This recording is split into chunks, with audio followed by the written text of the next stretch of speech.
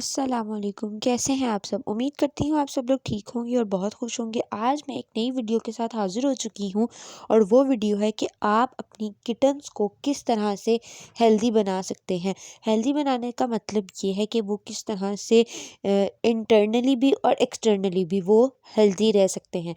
Internally से मुराद ये कि किस तरह से उनका स्टमक, डाइजेस्टिव सिस्टम और किडनीज और बाकी चीज़ें जो हैं उन वो किस तरह से हेल्दी रह सकती हैं। और दूसरी चीज़ ये एक्सटर्नली वो किस तरह से हेल्दी रह सकते हैं कि उनकी जो फर है, जो उनकी कोट है, वो आप उसको किस तरह से शाइनी रख सकते हैं और किस तरह से वो एक हेल्दी पर्शियन कैट लग सकती है।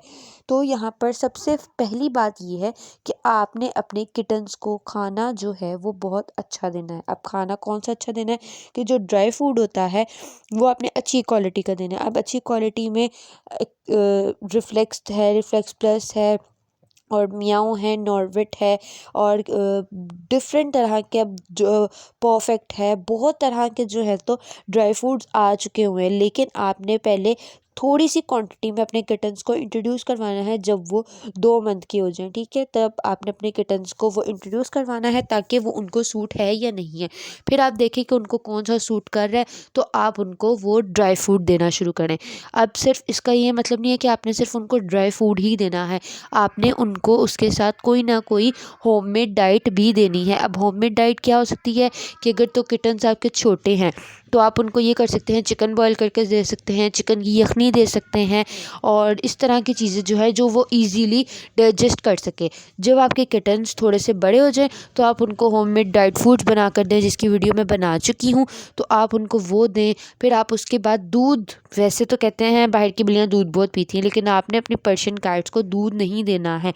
वो क्यों नहीं देना है? क्योंकि दूध में होता है लैक्टोस और बिल्लियाँ जो हैं लैक्टोस डाइजेस्ट नहीं कर सकती हैं। इस वजह से या तो अगर बहुत इमरजेंसी है तब आप उसको वेट से पूछ के जो वेट रिकमेंड करे वो वाला ही उसको जो है मिल्क इंट्रोड्यूस करवाएं, वरना मिल्क की कोई ज़रूरत नहीं है।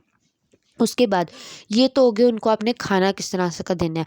उसके बाद दूसरी जो मेन बात आती है कि आपने उनको उनके प्ले टाइम के लिए डिफरेंट तरह की चीज़ें प्रोवाइड करनी है। अब वो प्रोवाइड किस तरह करनी है, आपने देखना है कि अगर वो बॉल से खेलते हैं आप उनके लिए बॉल्स रखें। अगर वो देखें अपनी मदर के साथ खेलने में उनको सेटिस्फेक्शन है तो जो उनकी मदर्स हैं उनको उनके पास रखें। अब यहाँ पर जो है ये माशाल्लाह से मेरे किटन्स जो है, मैं जब इनका दिल करता है ये खेल रहे होते हैं, आपने कोई ज़ोर ज़बरदस्ती नहीं करनी, इनको बंद नहीं करके रखना ताकि इनको कोई स्ट्रेस वगैरह ना हो और इनका बहुत ज़्यादा आपने ख्याल रखना है। उसके बाद आपने इनको जो मेन तीसरा पॉइंट है वो ये है कि आपने इनकी हाइड्रेशन का बहुत ज़्यादा ख्याल रखना है। अब हाइड्रेशन का ख्याल किस तरह रखना है कि किटन्स हैं वो भागते हैं, खेलते हैं और वो ज़्यादा एक्टिव होते हैं, उस वजह से जो है तो उनको प्यास भी ज़्यादा लगती है, खाना के लिए उनको भूख भी ज़्यादा लगती है। तो प्यास का क्या आपने करना है कि आपने उनको हर ड्राई फूड के बाद लाजमी उनके लिए उनके बाउल्स में जगह जगह पानी डाल के रखना है ताकि वो अपने बाउल से फ़िल्टर्ड पानी पिएँ, कहीं इधर उधर से गंदा पानी ना पिएँ। जो मेरे किटन से पहले मुझे नहीं पता था कि ये इतना ज़्यादा पानी ड्रिंक करेंगे, लेकिन जब मैंने ये चीज़ गौर की तो मैंने क्या किया कि उनकी जैसे ही वो ड्राई फ्रूट खाते हैं तो उनके बाउल्स में 2 जगह पर भर के मैं पानी रख देती हूँ ताकि उनका पानी ख़त्म ना हो और वो अपना जो अगर उनको डिहाइड्रेशन बिल्कुल भी महसूस ना हो।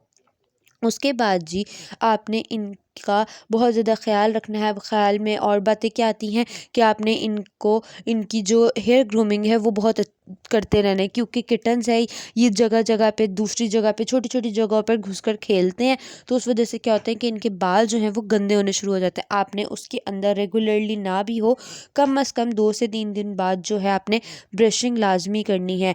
अब बात करते हैं नेल ट्रिमिंग की। नेल्स आपने कम अज़ कम 2 हफ्ते बाद कर देने हैं, क्योंकि किटन्स हैं वो आपके पास आते हैं तो ये ना हो कि आपको ख़ुद को ही जो है उनके नेल्स लग जाएं, ठीक है।